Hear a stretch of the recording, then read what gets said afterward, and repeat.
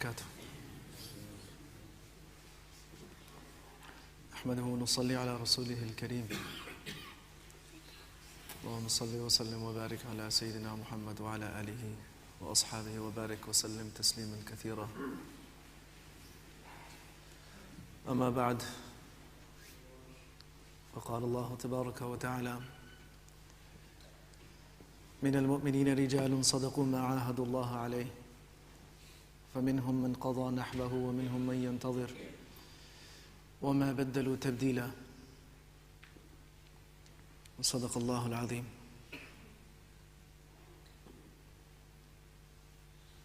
وعن النبي صلى الله عليه وسلم قال: إن العلماء ورثة الأنبياء وإن الأنبياء لم يورثوا دينارا ولا درهما وإنما ورثوا العلم فمن أخذه أخذ بحظ وافر، أو كما قال عليه الصلاة والسلام.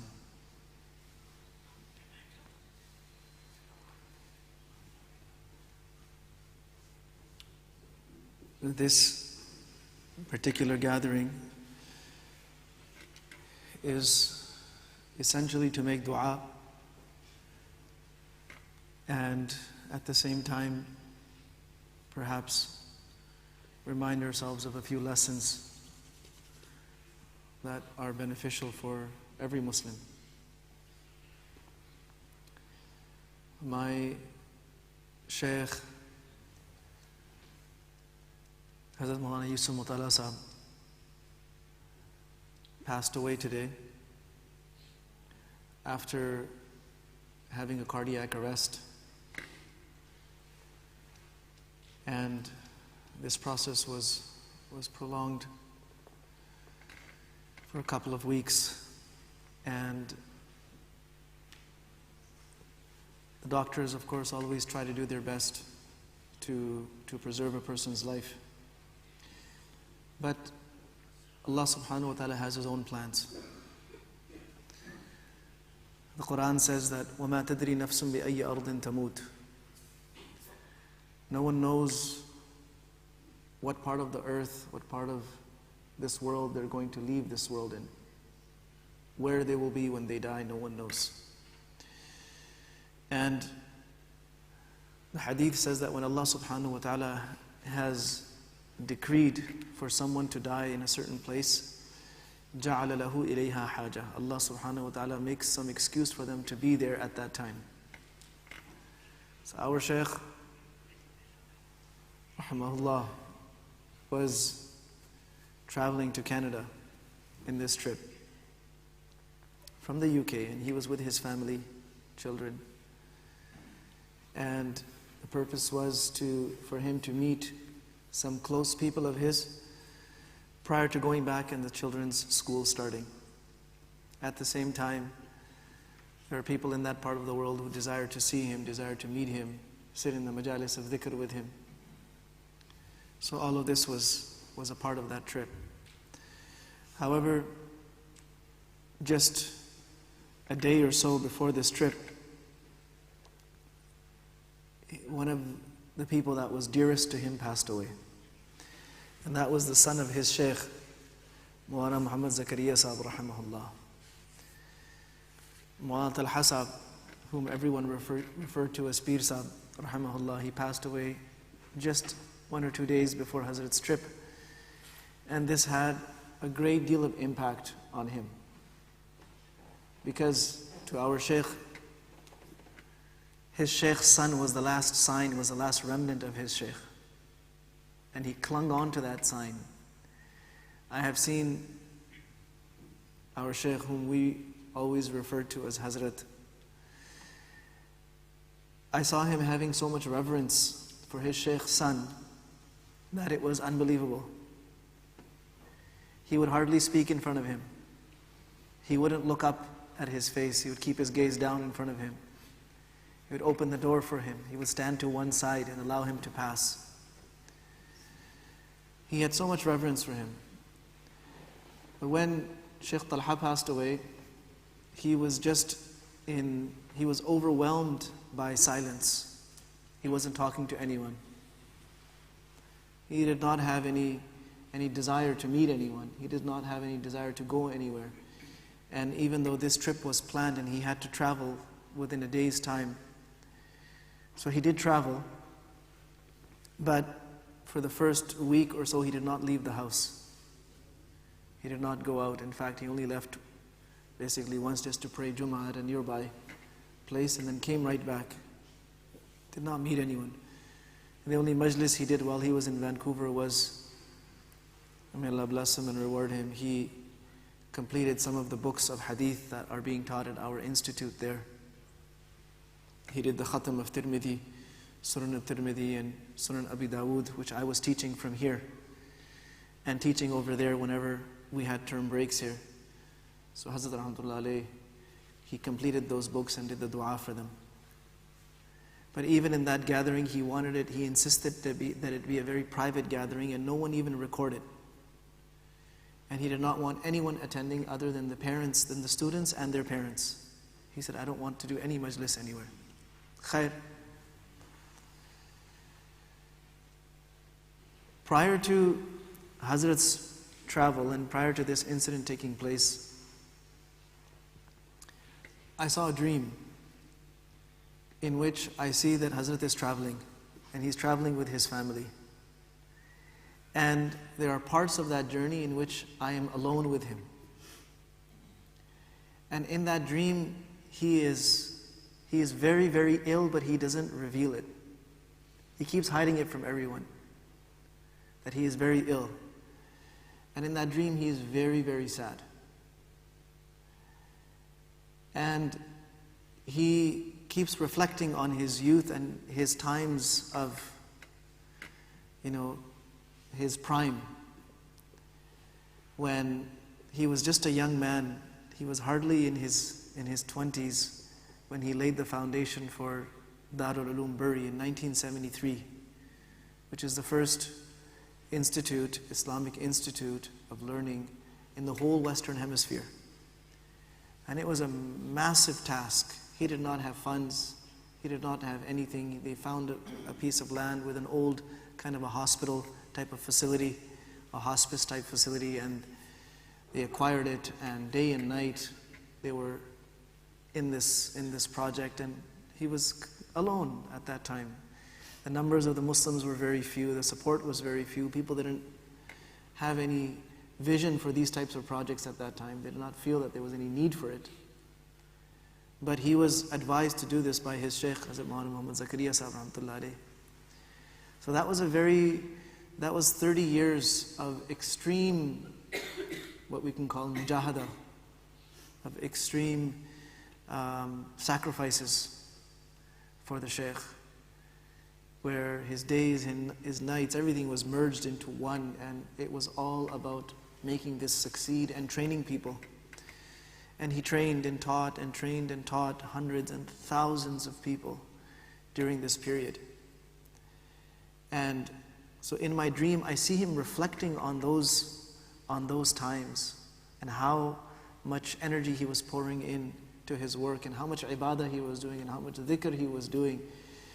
And he was reflecting on his experiences with people and how so many people have come into his life and given him the impression that they were something, they were someone, but they turned out to be someone completely different. People displayed a kind of, akhlaq, or they tried to show that they had very, very high akhlaq, but when they were tested, they turned out to be very superficial people. So this dream is going on, and there's some time that he is spending with his family and some time where he's spending secluded with me.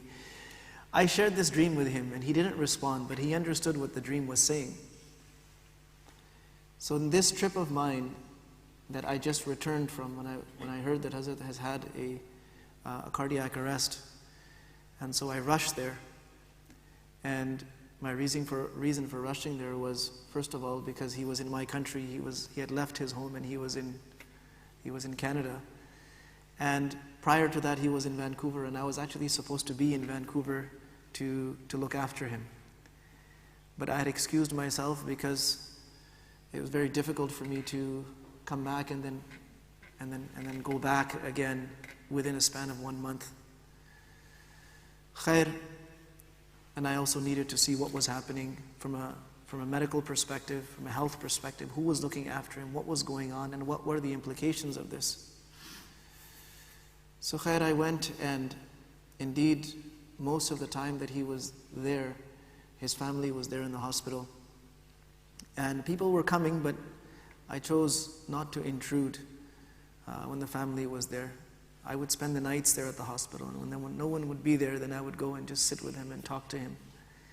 And I felt that he can sense my presence, and medically speaking, yes, he can. His sense of hearing was intact, so he could hear the people that were around him, and he could sense who was talking and what they're saying. So I had some very interesting experiences with him. During one of them, when I walked into his room, it was probably close to 2:30 in the morning. His blood pressure was high. It was abnormally high. It was about 159/60, which for a person who has just had a heart attack, severe heart attack, and is resting, has been resting, it's not normal. But knowing Hazrat, he was of a very sensitive nature. He was extremely, extremely sensitive to anything and everything. And I felt that it's the constant coming and going of people and noise and things like that. It could possibly be disturbing him. So I went and just started talking to him. I told him about all the people that were saying salam, and all the people that were making dua, all the shayukh, and all the a'mal that are going on, all the khatams of Quran, and all of the a'mal. And I started reciting Quran to him, and within a period of 7-8 minutes, his BP came right down all the way down to 109. And it had not fluctuated like that. It stayed at 113, then it came down to 109. And when the nurse came in, I asked him that this is what just happened in the last 7-8 minutes. And he didn't have an answer for that. But my answer for that was that yes, he can hear, and he's responding. It's calming him down. It's relaxing him. It's putting him at ease. There's somebody there that he is comfortable with, somebody that he is probably appreciating is with him, and this is putting him at ease. In any case, there's so much to say I cannot possibly even start to discuss his life and his works and his contributions in one gathering, nor is that the intent of this. But I can say that he had dedicated himself to the khidmah of deen, to the khidmah of Islam, and to creating people who would become the flag bearers of this deen. And his way of doing that was to help people reach their spiritual potential, to help them tap into this spiritual side of ourselves that everyone has, but very few people ever actually develop into something meaningful. And because we don't develop it, we remain as very superficial and very almost fake personalities. We have this thing that there is an act that we put on, or there is a set of actions that we just do, we default to them, and it reflects in our salat. Our salat it's a formality. Our ibadat are a formality. We might be doing certain things as a routine, but that burning desire to get closer to Allah subhanahu wa ta'ala, and that feeling of being close to Allah subhanahu wa ta'ala, that feeling which is the most cherished thing in Islamic spirituality, what Nabi sallallahu alaihi wasallam has described as al-ihsan, an ta'bud Allah ka'annaka tarah fa in lam takun tarahu fa innahu yarak. That quality of ihsan, because we don't work towards it, we don't necessarily gain it. As the Shaykh Muhammad Zakaria Sahib Nawwarallahu Marqadahu used to say that there are some people who gain this quality while they're studying, and these are the most fortunate people. These are the most fortunate people who do it while they're studying the ulum of deen. They get this quality, this sifat of ihsan, this ta'alluq, this connection with Allah subhanahu wa ta'ala, this awareness and mindfulness of Allah subhanahu wa ta'ala. It's a gift. Some people get it while they're studying. He said some people get it after they graduate. They stay with someone. They stay with a great, with a great Shaykh, with somebody who shows them how to walk on that path. Others get it during the process of teaching and doing khidmah of deen, and some get it before they leave this world, and some never get it. So this is a path, this path of suluk and ihsan. It's something that our Shaykh took to the next level. And of all the places in the world, Europe and the United Kingdom, where there was absolutely no environment for this, nor was there seemingly any scope for this. People thought it was irrelevant. People had flocked there from various parts of the world to make a living for themselves, to escape their countries and to make a living for themselves. That was the only agenda. This whole thing it hadn't even crossed people's minds. But Hazrat kept working away at it, kept working away. And he showed people that this can be done. And he showed people that there's no conflict between this and the rest of your life. In fact, a time will come when the rest of your life revolves around your connection with Allah subhanahu wa ta'ala, where you are ready to sacrifice everything and anything, but you're not ready to sacrifice your connection with Allah subhanahu wa ta'ala. And where nearness to Allah subhanahu wa ta'ala and being close to Allah subhanahu wa ta'ala and remembering Him and engaging in His worship becomes the most beloved thing to you.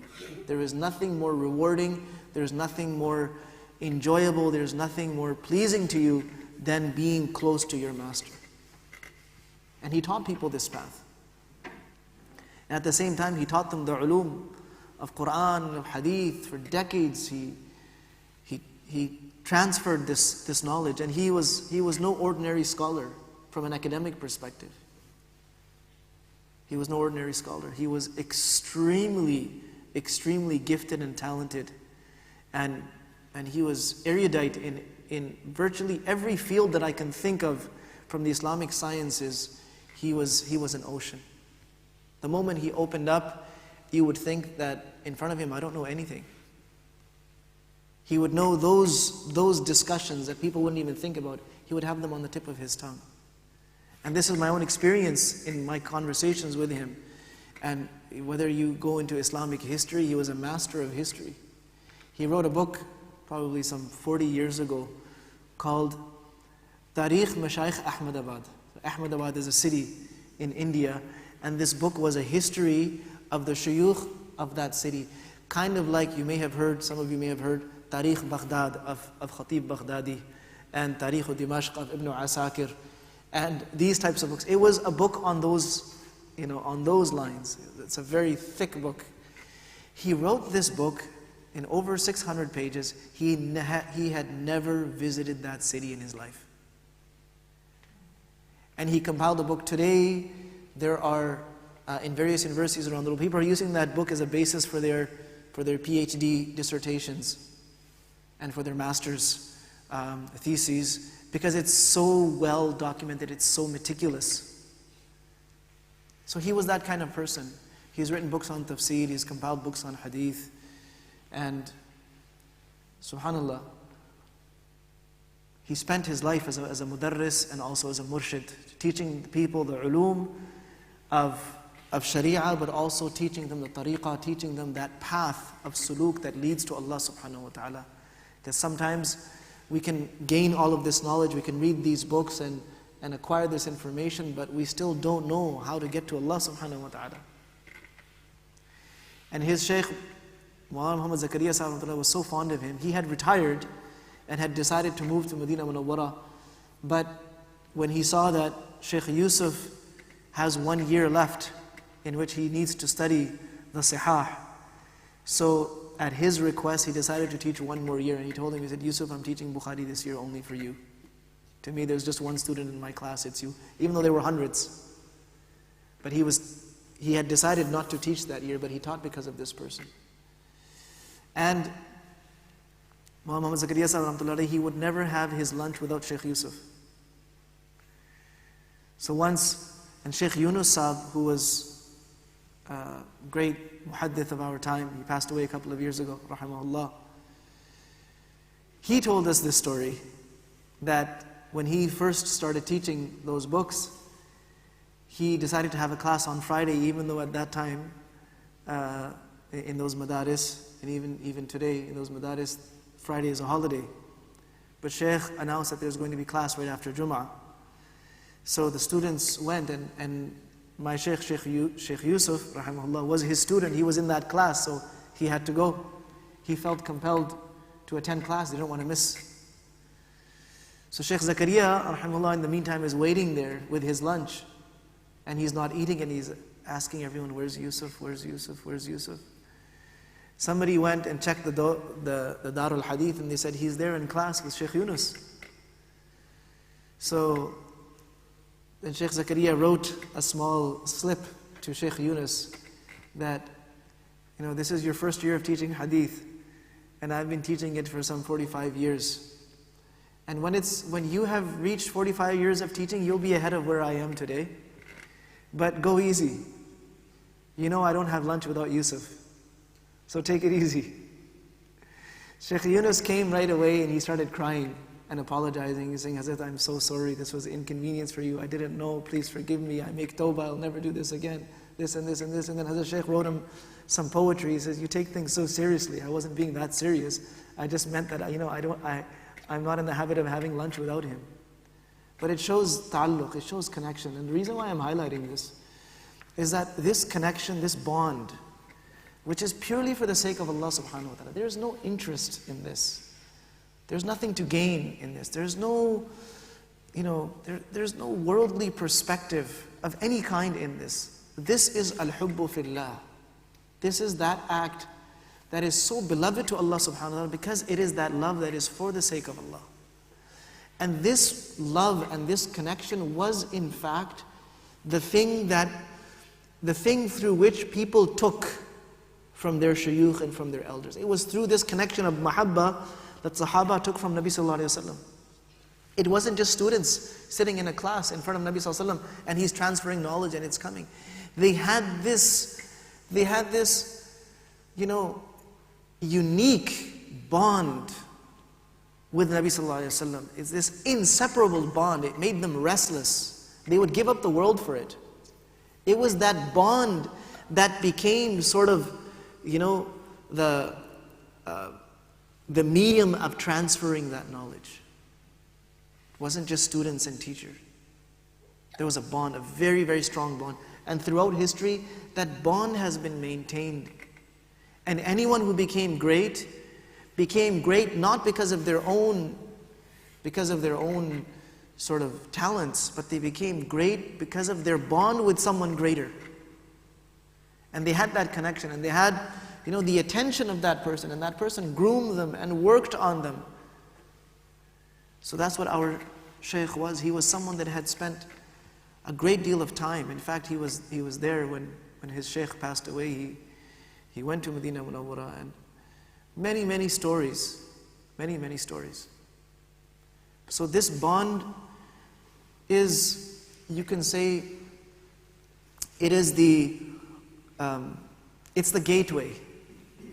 It's the gateway to access what that person has. And if you don't have that bond, you can sit with them, you can listen to them, you can read their books, but you cannot benefit from them in that way. That is why in the salasil of tasawwuf there is this concept of bay'ah. That's what the bay'ah is. It's a bond. It's to secure your bond with that person. It's not like you're pledging your life to someone or something like that. But the Prophet ﷺ took pledges from people for certain a'mal.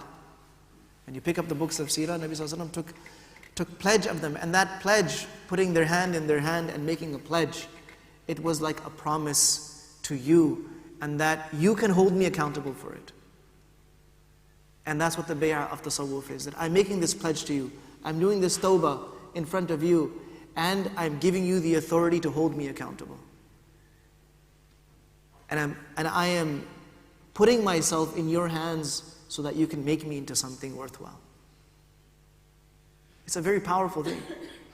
But today, under various pretexts, we have cut these bonds between one generation and the generation above it. Systematically, the bonds have been cut. Doubts and suspicions have been introduced into the minds and the hearts of people. A distance has been created. And that's why we live in a time when no one knows who the previous generation was. We don't know who they were. Because there's no connection, there's nothing connecting us to them. Who were our elders? Do we have any elders? And if we don't have any elders, then what's guiding us? Our own minds, that's it. So, our Hazrat was a pillar of this system of Islah and Tazkiyah. And he was known for this in the whole world. Recently, Mufti Usmani Sahib, Damat Barakatum, he was visiting Darul Bari, and he said very openly, he said, you guys, every time I come, you guys, have this very elaborate gathering. I just come for the ziyarah of this Shaykh. I come here just to do ziyarat of Hazrat, and everything that you see around, it's the effect of his ruhaniyah. This is Mufti Usmani Sahib saying this. These are all the effect, these are all the barakat of his connection with Allah subhanahu wa ta'ala, through which Allah is spiritually nourishing thousands of people. His senior, our Shaykh senior, Maulana Taqiyuddin Sahib Nadwi, who is also my teacher in Hadith, Hafidhahullah, he also came to UK last year. And the word he used, he said, Shaykh Yusuf is a powerhouse of ruhaniyah. He is a powerhouse of spirituality. So benefit from him. So those that wanted to benefit from him did. And those that didn't, that time is gone now. But we have in front of us the lives of these people, that life of simplicity, that life of honesty, that life of ethics, that life of connection with Allah subhanahu wa ta'ala, that life of sacrifice, that life of mimicking and emulating their elders. We have these lives to follow, and that is in fact their legacy to us. That is their legacy. And it's time for us, every time one of these people leaves the world and leaves us, it leaves a massive, massive gap. Ali radiallahu anhu used to say that, وَإِذَا مَاتَ الْعَالِمُ ثُلِمَ فِي الْإِسْلَامِ ثُلْمَةٌ لَمْ يَسُدَّهَا إِلَّا خَلَفٌ مِّنْهُ. When a person of ilm leaves the world, then a gap occurs in Islam, meaning in the Islam that people are practicing. And that gap cannot be filled but with someone who comes and takes their place. Who can replace these people? So the loss of this Shaykh was not, of course it was a personal loss to myself and to anyone who was associated with him, but it's a loss for the entire ummah. And as we see in every instance of such shuyukh leaving the world, we find that because of them so many things were holding together. And when they're gone, things start falling apart. So many fitnas were being suppressed. So many problems were solved just because this person exists, because this person is in the world. Right now there are dozens of institutes that run under his supervision. Those that he has founded personally and those that he has had founded. Either he was overseeing them personally or he was having people oversee them. There are dozens of such institutes. So what will happen to them? We make dua that Allah subhanahu wa ta'ala protects them, and Allah subhanahu wa ta'ala preserves and protects the work that Hazrat has done. It's over a half a century of khidmah for Western Muslims. And it's not in an insignificant way, it's in a massive way. Through his institutes, thousands of people have graduated and are out there serving communities, Muslim communities around the world. And then there would be tens of thousands of others whose hearts were touched by his message, by his ruhaniyah, who used to flock to him for that guidance.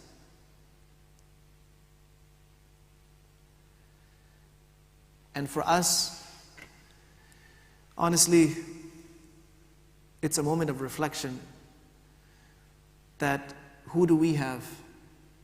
I ask myself, sitting in front of you, who do I have now?